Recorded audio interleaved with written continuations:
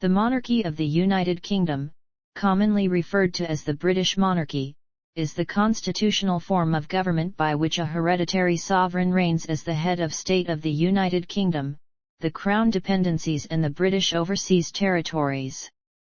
The current monarch is King Charles III, who ascended the throne on September 8, 2022, upon the death of his mother, Queen Elizabeth II.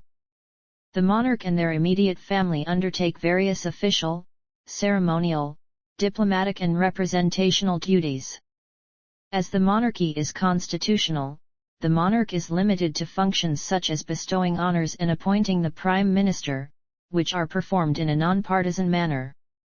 The monarch is also able to advise, generally done in secret, to change draft laws.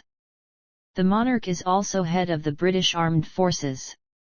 Though the ultimate executive authority over the government is still formally by and through the royal prerogative, these powers may only be used according to laws enacted in Parliament and, in practice, within the constraints of convention and precedent.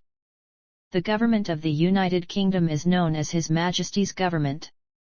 The British monarchy traces its origins from the petty kingdoms of Anglo-Saxon England and early medieval Scotland, which consolidated into the kingdoms of England and Scotland by the 10th century. England was conquered by the Normans in 1066, after which Wales also gradually came under the control of Anglo-Normans. The process was completed in the 13th century when the Principality of Wales became a client state of the English kingdom. Meanwhile, Magna Carta began the process of reducing the English monarch's political powers. In the 16th century, English and Scottish monarchs played a central role in what became the religious English Reformation and Scottish Reformation. From 1603, the English and Scottish kingdoms were ruled by a single sovereign. From 1649 to 1660, the tradition of monarchy was broken by the Republican Commonwealth of England, which followed the Wars of the Three Kingdoms. Following the installation of William III and Mary II as CO monarchs in the Glorious Revolution, the Bill of Rights 1689, and its Scottish counterpart the Claim of Right Act 1689, further curtailed the power of the monarchy and excluded Roman Catholics from succession to the throne. In 1707, the kingdoms of England and Scotland were merged to create the Kingdom of Great Britain, and in 1801, the Kingdom of Ireland joined to create the United Kingdom of Great Britain and Ireland. The British monarch was the nominal head of the vast British Empire, which covered a quarter of the world's land area at its greatest extent in 1921. The Balfour Declaration of 1926 recognized the evolution of the dominions of the empire into separate, self-governing countries within a commonwealth of nations. In the years after the Second World War, the vast majority of British colonies and territories became independent, effectively bringing the empire to an end. George VI and his successors, Elizabeth II and Charles III, adopted the title head of the Commonwealth as a symbol of the free association of its independent member states. The United Kingdom and 14 other independent sovereign states that share the same person as their monarch are called Commonwealth realms. Although the monarch is shared, each country is sovereign and independent of the others, and the monarch has a different, specific, and official national title and style for each realm. Although the term is rarely used today, the 15 Commonwealth realms are in personal union. Constitutional role. In the uncodified Constitution of the United Kingdom, the monarch is the head of state. The monarch's image is used to signify British sovereignty and government authority. Their profile, for instance, appears on currency, and their portrait in government buildings. The sovereign is further both mentioned in and the subject of songs, loyal toasts, and salutes. God Save the King is the British national anthem. Oaths of allegiance are made to the sovereign and their lawful successors. The monarch takes little direct part in government. The authority to use the sovereign's formal powers is almost all delegated, either by statute or by convention, to ministers or officers of the Crown, or other public bodies. Thus the acts of state done in the name of the Crown, such as Crown appointments, even if personally performed by the monarch, such as the King's speech and the state opening of Parliament, depend upon decisions made elsewhere. Legislative power is exercised by the King in Parliament, by and with the advice and consent of the House of Lords and the House of Commons. Executive power is exercised by His Majesty's government, which comprises ministers, primarily the Prime Minister and the Cabinet, which is technically a committee of the Privy Council. They have the direction of the armed forces of the Crown, the civil service and other Crown servants such as the diplomatic and secret services.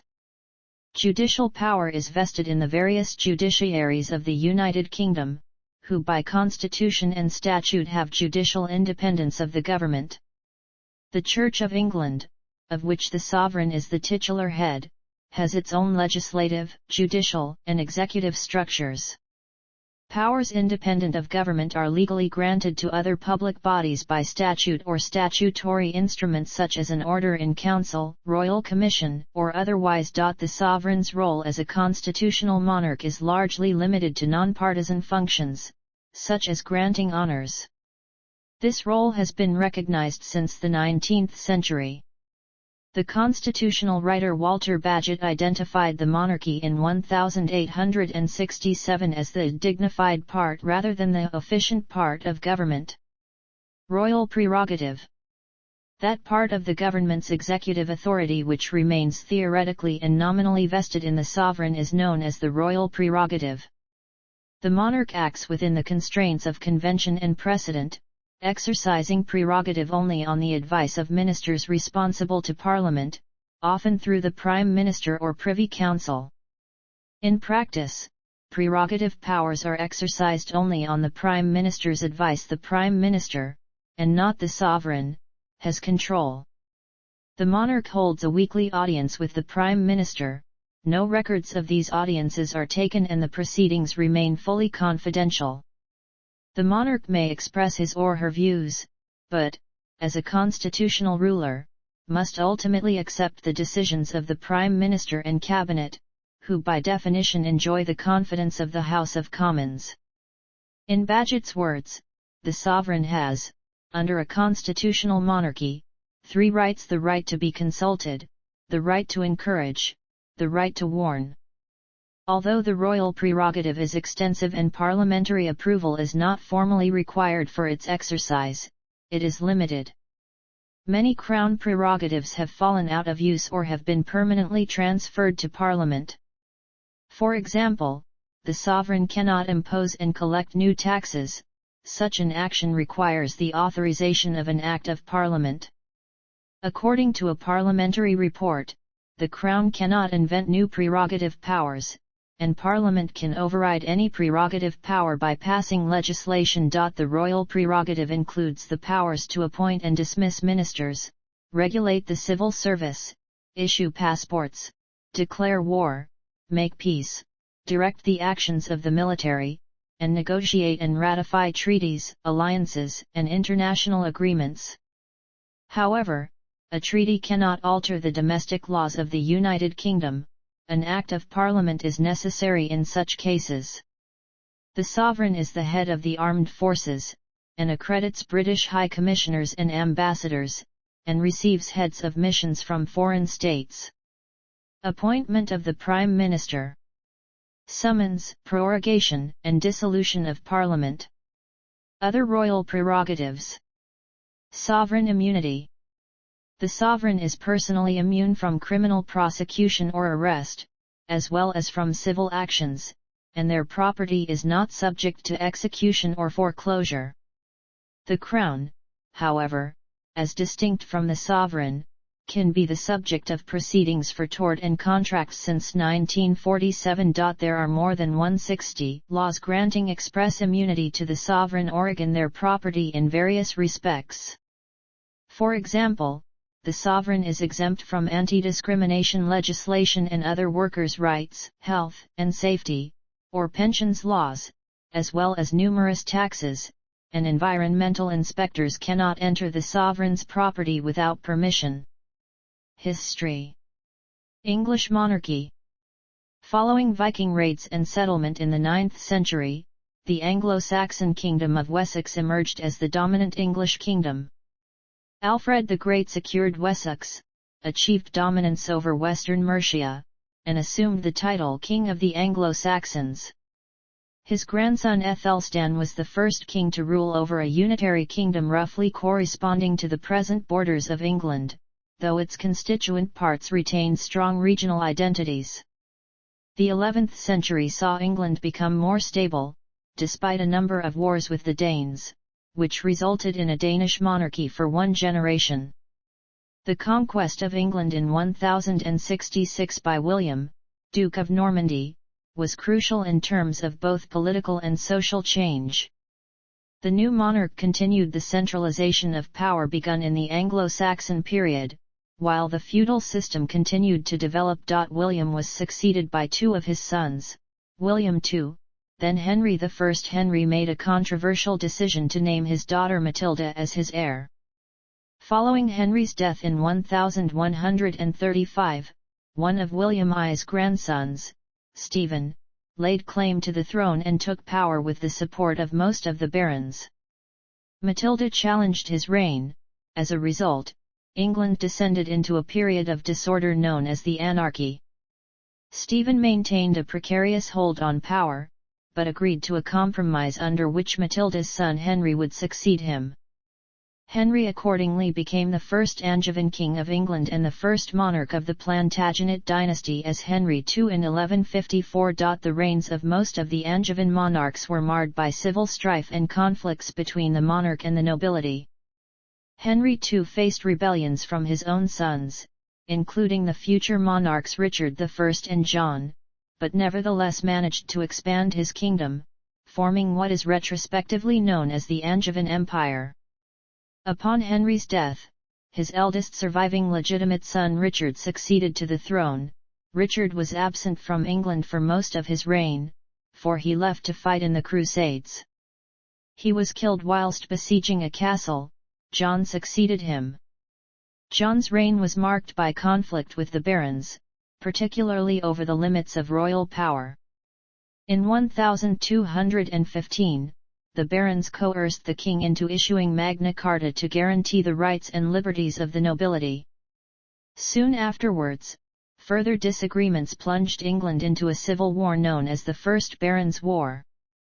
The war came to an abrupt end after John died in 1216, leaving the crown to his 9-year-old son Henry III. Later in Henry's reign, Simon de Montfort led the barons in another rebellion, beginning the Second Barons' War. The war ended in a clear royalist victory and in the death of many rebels, but not before the king had agreed to summon a parliament in 1265. The next monarch, Edward Longshanks, was far more successful in maintaining royal power and was responsible for the conquest of Wales. He attempted to establish English domination of Scotland. However, gains in Scotland were reversed during the reign of his successor, Edward II, who also faced conflict with the nobility. In 1311, Edward II was forced to relinquish many of his powers to a committee of baronial ordainers. However, military victories helped him regain control in 1322. Nevertheless, in 1327, Edward was deposed by his wife Isabella. His 14-year-old son became Edward III. Edward III claimed the French crown, setting off the 100 Years' War between England and France. His campaigns conquered much French territory, but by 1374, all the gains had been lost. Edward's reign was also marked by the further development of Parliament, which came to be divided into two houses. He died in 1377, leaving the crown to his 10-year-old grandson Richard II. Like many of his predecessors, Richard II conflicted with the nobles by attempting to concentrate power in his own hands. In 1399, while he was campaigning in Ireland, his cousin Henry Bolingbroke seized power. Richard was deposed, imprisoned, and eventually murdered, probably by starvation, and Henry became king as Henry IV. Henry IV was the grandson of Edward III and the son of John of Gaunt, Duke of Lancaster, hence, his dynasty was known as the House of Lancaster. For most of his reign, Henry IV was forced to fight off plots and rebellions. His success was partly due to the military skill of his son, the future Henry V. Henry V's own reign, which began in 1413, was largely free from domestic strife, leaving the king free to pursue the 100 Years' War in France. Although he was victorious, his sudden death in 1422 left his infant son Henry VI on the throne and gave the French an opportunity to overthrow English rule. The unpopularity of Henry VI's councillors and his consort, Margaret of Anjou, as well as his own ineffectual leadership, led to the weakening of the House of Lancaster. The Lancastrians faced a challenge from the House of York, so called because its head, a descendant of Edward III, was Richard, Duke of York, who was at odds with the Queen.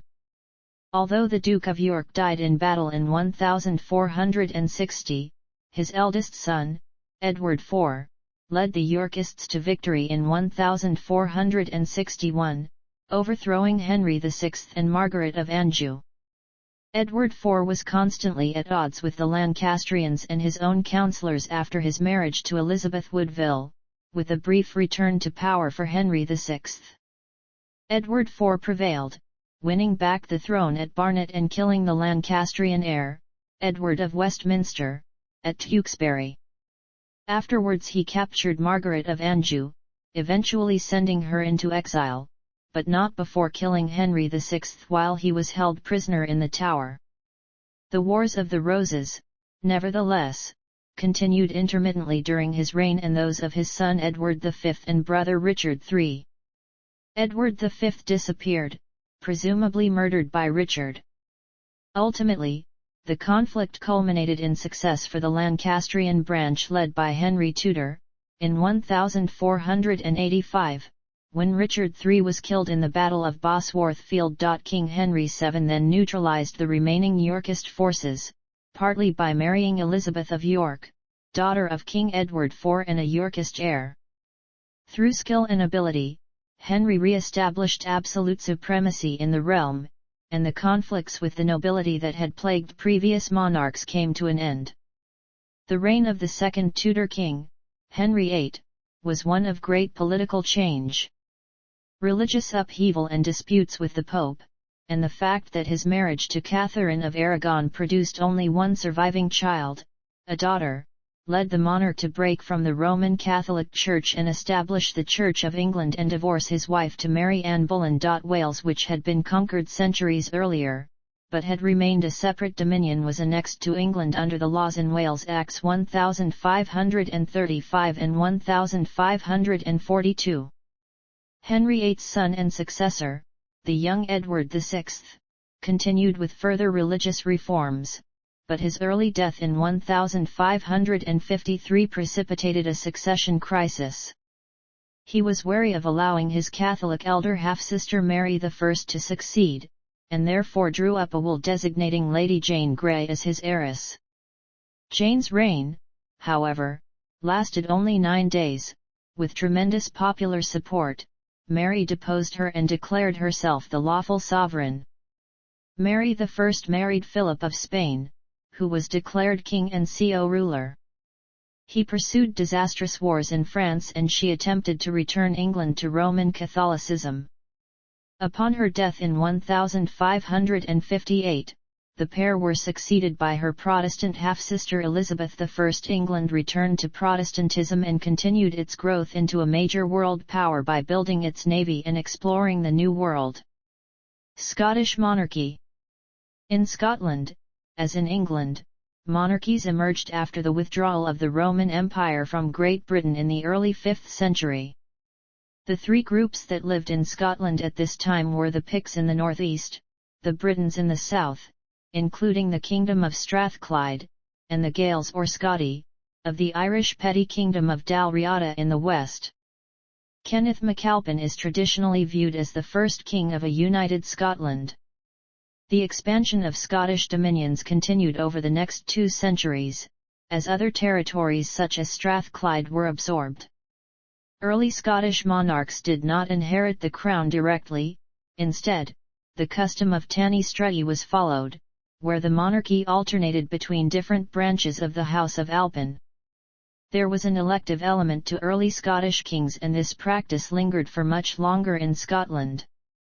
For example, the first Stuart monarch, Robert II, was selected from among eligible royal males at Linlithgow in 1370 by the 3 estates of the Scottish Parliament.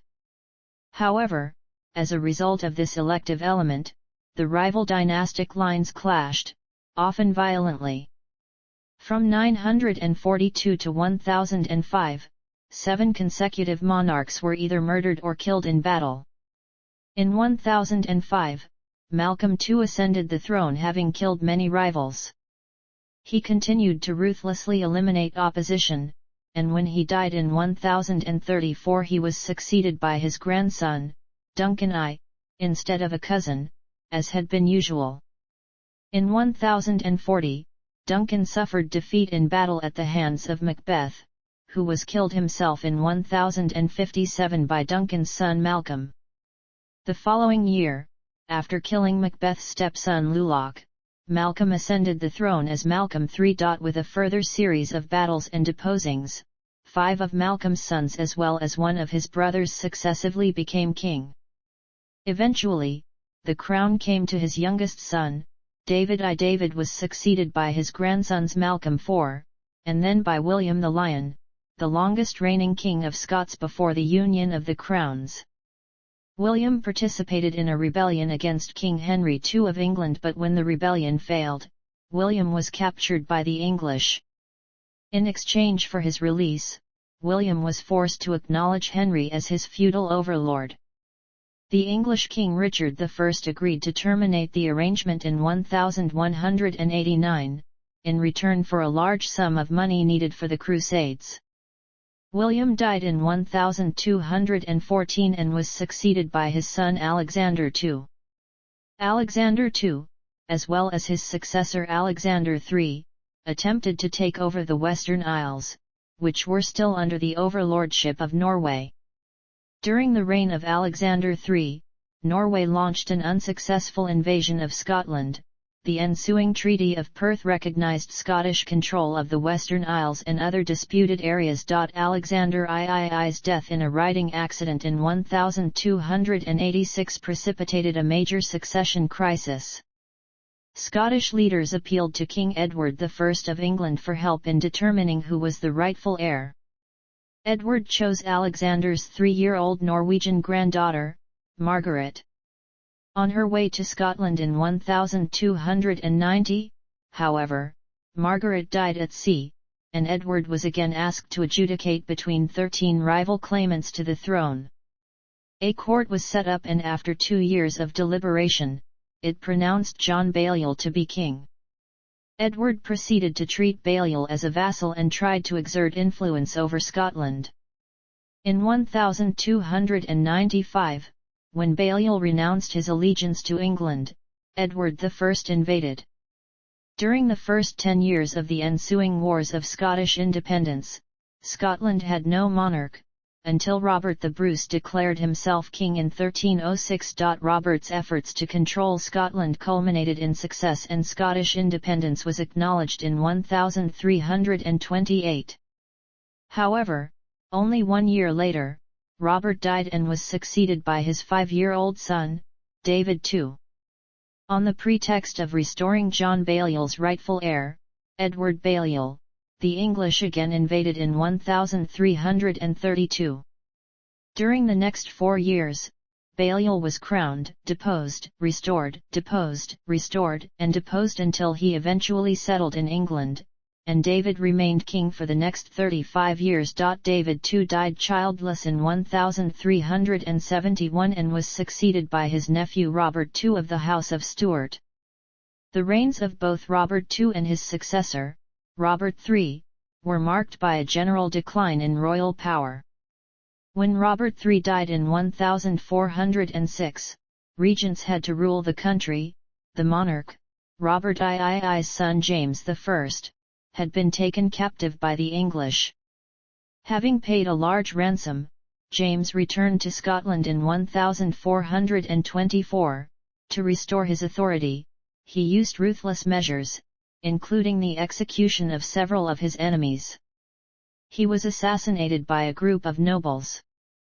James too continued his father's policies by subduing influential noblemen, but he was killed in an accident at the age of 30, and a council of regents again assumed power.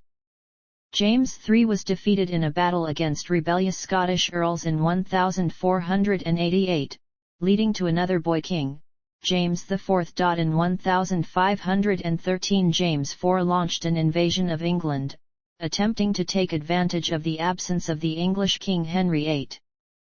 His forces met with disaster at Flodden Field. The king, many senior noblemen, and hundreds of soldiers were killed.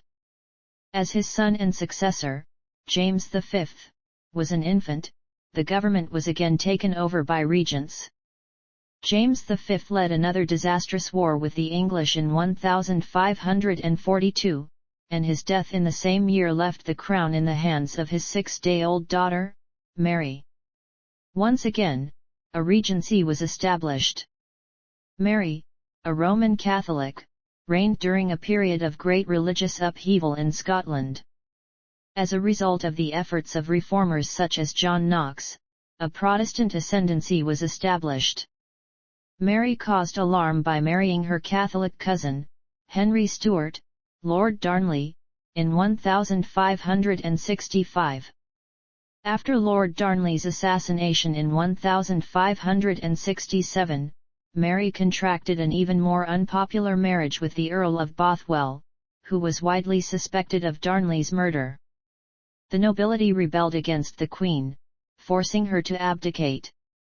She fled to England, and the crown went to her infant son James VI, who was brought up as a Protestant. Mary was imprisoned and later executed by the English Queen Elizabeth I. Personal union and Republican phase. Elizabeth I's death in 1603 ended Tudor rule in England. Since she had no children, she was succeeded by the Scottish monarch James VI, who was the great-grandson of Henry VIII's older sister and hence Elizabeth's first cousin twice removed. James VI ruled in England as James I after what was known as the Union of the Crowns. Although England and Scotland were in personal union under one monarch, James I and VI became the first monarch to style himself King of Great Britain in 1604. They remained two separate kingdoms. James I and VI's successor, Charles I, experienced frequent conflicts with the English Parliament related to the issue of royal and parliamentary powers, especially the power to impose taxes. He provoked opposition by ruling without Parliament from 1629 to 1640, unilaterally levying taxes and adopting controversial religious policies. His attempt to enforce Anglicanism led to organised rebellion in Scotland and ignited the Wars of the Three Kingdoms.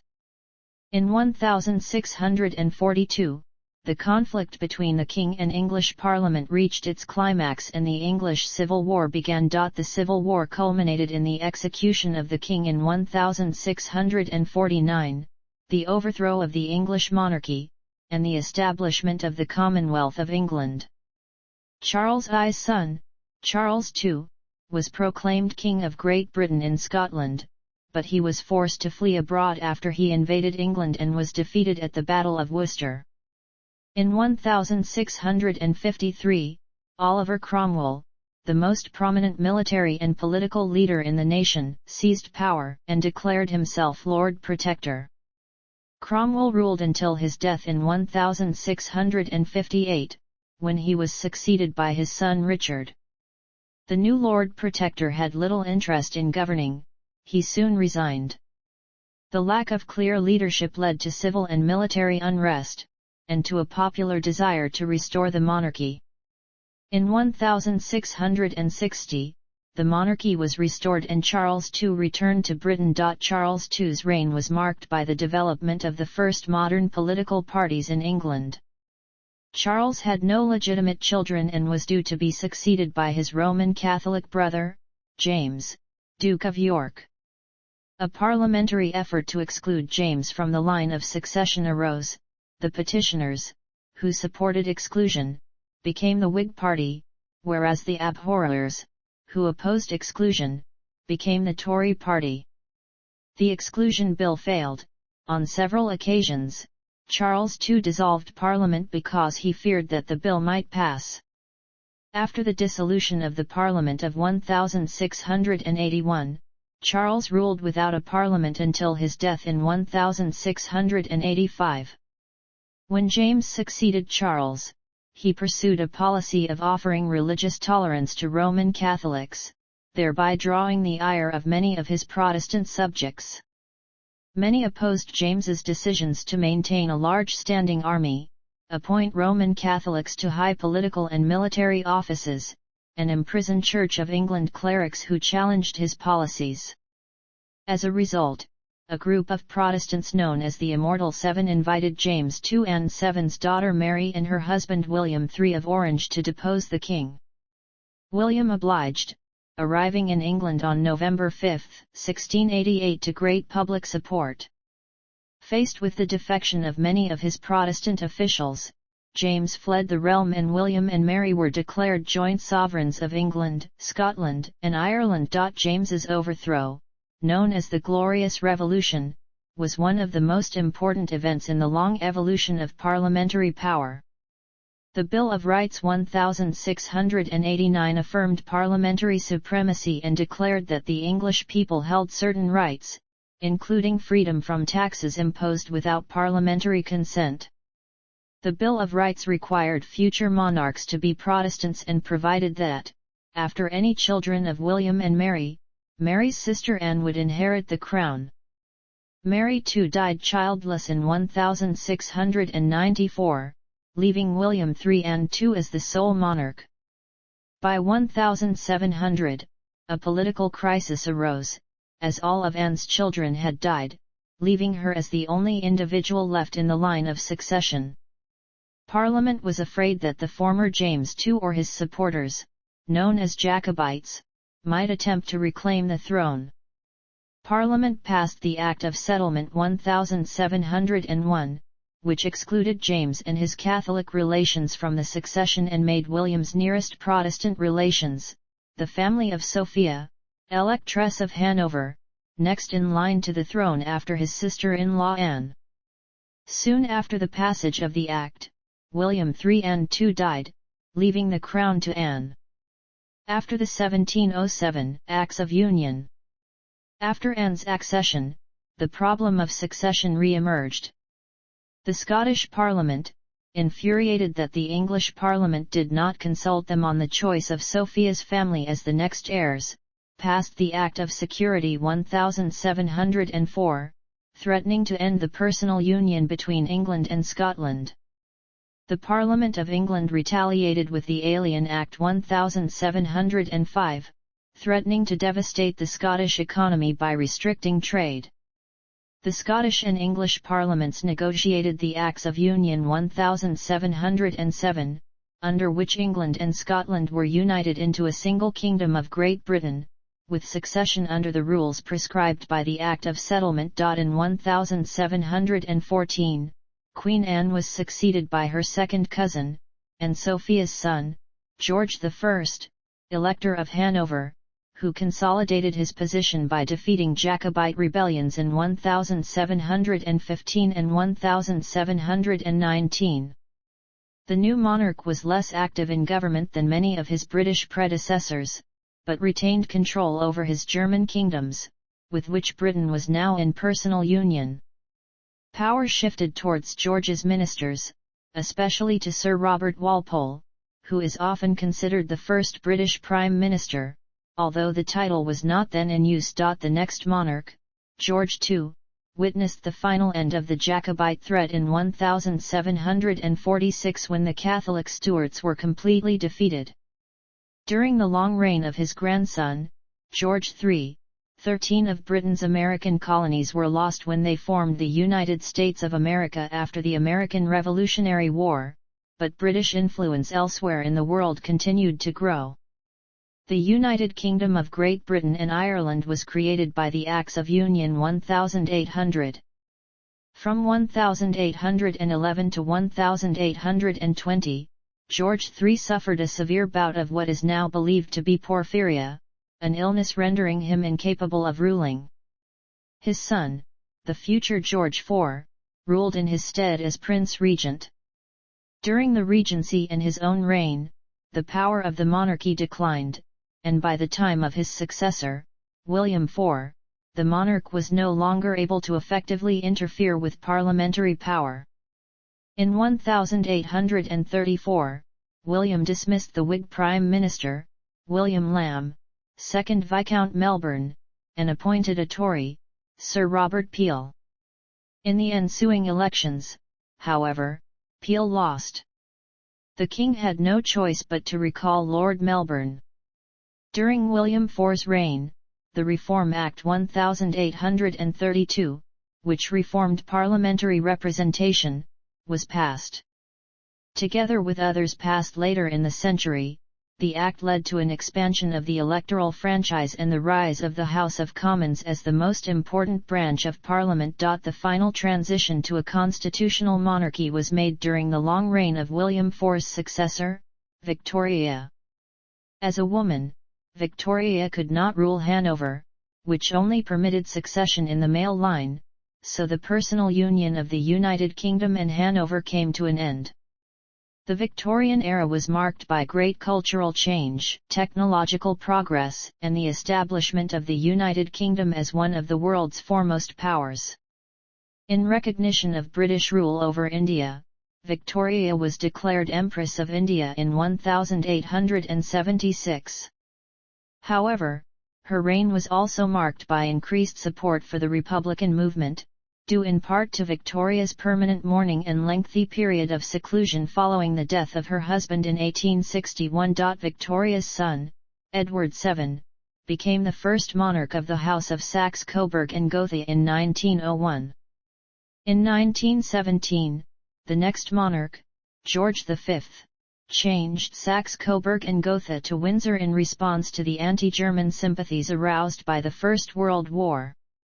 George V's reign was marked by the separation of Ireland into Northern Ireland, which remained a part of the United Kingdom, and the Irish Free State, an independent nation, in 1922. Shared monarchy. During the 20th century, the Commonwealth of Nations evolved from the British Empire. Prior to 1926, the British Crown reigned over the British Empire collectively. The Dominions and Crown colonies were subordinate to the United Kingdom. The Balfour Declaration of 1926 gave complete self-government to the Dominions, effectively creating a system whereby a single monarch operated independently in each separate Dominion. The concept was solidified by the Statute of Westminster 1931, which has been likened to a treaty among the Commonwealth countries. The monarchy thus ceased to be an exclusively British institution, although it is often still referred to as British for legal and historical reasons and for convenience. The monarch became separately Monarch of the United Kingdom, Monarch of Canada, Monarch of Australia, and so forth. The independent states within the Commonwealth would share the same monarch in a relationship likened to a personal union. George V's death in 1936 was followed by the accession of Edward VIII, who caused a public scandal by announcing his desire to marry the divorced American Wallis Simpson, even though the Church of England opposed the remarriage of divorcees. Accordingly, Edward announced his intention to abdicate. The parliaments of the United Kingdom and of other Commonwealth countries granted his request. Edward VIII and any children by his new wife were excluded from the line of succession, and the crown went to his brother, George VI. George served as a rallying figure for the British people during World War II, making morale-boosting visits to the troops as well as to munitions factories and to areas bombed by Nazi Germany. In June 1948 George VI relinquished the title Emperor of India, although remaining head of state of the Dominion of India. At first, every member of the Commonwealth retained the same monarch as the United Kingdom, but when the Dominion of India became a republic in 1950, it would no longer share in a common monarchy. Instead, the British monarch was acknowledged as head of the Commonwealth in all Commonwealth member states, whether they were realms or republics. The position is purely ceremonial, and is not inherited by the British monarch as of right but is vested in an individual chosen by the Commonwealth heads of government. Member states of the Commonwealth that share the same person as monarch are informally known as Commonwealth realms. Monarchy in Ireland. In 1155 the only English pope, Adrian IV, authorised King Henry II of England to take possession of Ireland as a feudal territory nominally under papal overlordship. The Pope wanted the English monarch to annex Ireland and bring the Irish Church into line with Rome, despite this process already being underway in Ireland by 1155. An all-island kingship of Ireland had been created in 854 by Mael Secnail Mac Mael Ruinead. His last successor was Ruadra Ua Con Colbert, who had become High King of Ireland in early 1166 and exiled Diarmait Mac Murchada, the King of Leinster, a vassal kingdom. Diarmait asked Henry II for help, gaining a group of Anglo-Norman aristocrats and adventurers, led by Richard de Clare, 2nd Earl of Pembroke, to help him regain his throne. Diarmait and his Anglo-Norman allies succeeded and he became King of Leinster again. De Clare married Diarmait's daughter, and when Diarmait died in 1171, de Clare became King of Leinster. Henry was afraid that de Clare would make Ireland a rival Norman kingdom, so he took advantage of the papal bull and invaded, forcing de Clare and the other Anglo-Norman aristocrats in Ireland and the major Irish kings and lords to recognise him as their overlord. By 1541, King Henry VIII of England had broken with the Church of Rome and declared himself supreme head of the Church of England. The Pope's grant of Ireland to the English monarch became invalid, so Henry summoned a meeting of the Irish Parliament to change his title from Lord of Ireland to King of Ireland. In 1800, as a result of the Irish Rebellion of 1798, the Act of Union merged the Kingdom of Great Britain and the Kingdom of Ireland into the United Kingdom of Great Britain and Ireland. The whole island of Ireland continued to be a part of the United Kingdom until 1922, when what is now the Republic of Ireland won independence as the Irish Free State, a separate dominion within the Commonwealth. The Irish Free State was renamed Ireland in 1937, and in 1949 declared itself a republic, left the Commonwealth and severed all ties with the monarchy. Northern Ireland remained within the Union. In 1927, the United Kingdom changed its name to the United Kingdom of Great Britain and Northern Ireland, while the monarch's style for the next 20 years became of Great Britain, Ireland, and the British dominions beyond the seas, King, Defender of the Faith, Emperor of India. Modern status. In the 1990s, republicanism in the United Kingdom grew, partly on account of negative publicity associated with the royal family. However, polls from 2002 to 2007 showed that around 70–80% of the British public supported the continuation of the monarchy. This support has remained constant since then. According to a 2018 survey, a majority of the British public across all age groups still support the monarchy's continuation, although support is higher amongst older age groups. Religious role. The sovereign is the supreme governor of the established Church of England. Archbishops and bishops are appointed by the monarch, on the advice of the Prime Minister, who chooses the appointee from a list of nominees prepared by a church commission. The Crown's role in the Church of England is titular. The most senior clergyman, the Archbishop of Canterbury, is the spiritual leader of the Church and of the worldwide Anglican Communion. The monarch takes an oath to preserve the Church of Scotland, and he or she holds the power to appoint the Lord High Commissioner to the Church's General Assembly, but otherwise plays no part in its governance, and exerts no powers over it. The sovereign plays no formal role in the disestablished Church in Wales or Church of Ireland. Succession. The relationship between the Commonwealth realms is such that any change to the laws governing succession to the shared throne requires the unanimous consent of all the realms. Succession is governed by statutes such as the Bill of Rights 1689, the Act of Settlement 1701 and the Acts of Union 1707. The rules of succession may only be changed by an Act of Parliament. It is not possible for an individual to renounce his or her right of succession. The Act of Settlement restricts the succession to the legitimate Protestant descendants of Sophia of Hanover, a granddaughter of James I and VI. Upon demise of the crown, their heir immediately and automatically succeeds, and the accession of the new sovereign is publicly proclaimed by an accession council that meets at St. James's Palace. Upon their accession, a new sovereign is required by law to make and subscribe several oaths, the accession declaration as first required by the Bill of Rights, and an oath that they will maintain and preserve the Church of Scotland settlement as required by the Act of Union. The monarch is usually crowned in Westminster Abbey, normally by the Archbishop of Canterbury. A coronation is not necessary for a sovereign to reign. Indeed, the ceremony usually takes place many months after accession to allow sufficient time for its preparation and for a period of mourning. When an individual ascends the throne, it is expected they will reign until death. The only voluntary abdication, that of Edward VIII, had to be authorized by a special Act of Parliament, His Majesty's Declaration of Abdication Act 1936. The last monarch involuntarily removed from power was James VII and II, who fled into exile in 1688 during the Glorious Revolution. Restrictions by gender and religion.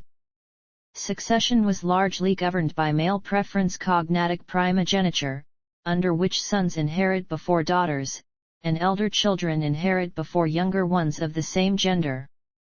The British Prime Minister, David Cameron, announced at the 2011 Commonwealth Heads of Government meeting that all 16 Commonwealth realms, including the United Kingdom, had agreed to abolish the gender preference rule for anyone born after the date of the meeting, October 28, 2011. They also agreed that future monarchs would no longer be prohibited from marrying a Roman Catholic, a law which dated from the Act of Settlement 1701. However, since the monarch is also the supreme governor of the Church of England, the laws which restrict the throne to Protestants remain. The necessary UK legislation making the changes received the royal assent on April 25, 2013 and was brought into force in March 2015 after the equivalent legislation was approved in all the other Commonwealth realms. Though Catholics are prohibited from succeeding and are deemed naturally dead for succession purposes, the disqualification does not extend to the individual's legitimate Protestant descendants. Regency. The Regency Acts allow for regencies in the event of a monarch who is a minor or who is physically or mentally incapacitated. When a regency is necessary, the next qualified individual in the line of succession automatically becomes regent, unless they themselves are a minor or incapacitated. Special provisions were made for Queen Elizabeth II by the Regency Act 1953, which stated that the Duke of Edinburgh could act as regent in these circumstances. During a temporary physical infirmity or an absence from the kingdom, the sovereign may temporarily delegate some of his or her functions to councillors of state, the monarch's spouse and the first 4 adults in the line of succession. The present councillors of state are, the Queen Consort, the Prince of Wales, the Duke of Sussex, the Duke of York, and Princess Beatrice. Finances. Until 1760 the monarch met all official expenses from hereditary revenues, which included the profits of the Crown estate. King George III agreed to surrender the hereditary revenues of the Crown in return for the civil list, and this arrangement persisted until 2012. An annual property services grant in aid paid for the upkeep of the royal residences, and an annual royal travel grant in aid paid for travel. The civil list covered most expenses, including those for staffing, state visits, public engagements, and official entertainment. Its size was fixed by Parliament every 10 years, any money saved was carried forward to the next 10-year period. From 2012 until 2020, the civil list and grants in aid are to be replaced with a single sovereign grant, which will be set at 15% of the revenues generated by the Crown Estate. The Crown Estate is one of the largest property portfolios in the United Kingdom, with holdings of £7.3 billion in 2011. It is held in trust, and cannot be sold or owned by the sovereign in a private capacity. In modern times, the profits surrendered from the Crown Estate to the Treasury have exceeded the civil list and grants in aid. For example, the Crown Estate produced £200 million in the financial year 2007-8, whereas reported parliamentary funding for the monarch was £40 million during the same period. Like the Crown Estate, the land and assets of the Duchy of Lancaster, a property portfolio valued at £383 million in 2011, are held in trust. The revenues of the duchy form part of the Privy Purse, and are used for expenses not borne by the parliamentary grants. The Duchy of Cornwall is a similar estate held in trust to meet the expenses of the monarch's eldest son. The royal collection, which includes artworks and the crown jewels, is not owned by the sovereign personally and is held in trust, as are the occupied palaces in the United Kingdom such as Buckingham Palace and Windsor Castle. The sovereign is subject to indirect taxes such as value-added tax, and since 1993 the Queen paid income tax and capital gains tax on personal income. Parliamentary grants to the sovereign are not treated as income as they are solely for official expenditure. Republicans estimate that the real cost of the monarchy, including security and potential income not claimed by the state, such as profits from the duchies of Lancaster and Cornwall and rent of Buckingham Palace and Windsor Castle, is £334 million a year. Estimates of the Queen's wealth varied, depending on whether assets owned by her personally or held in trust for the nation were included.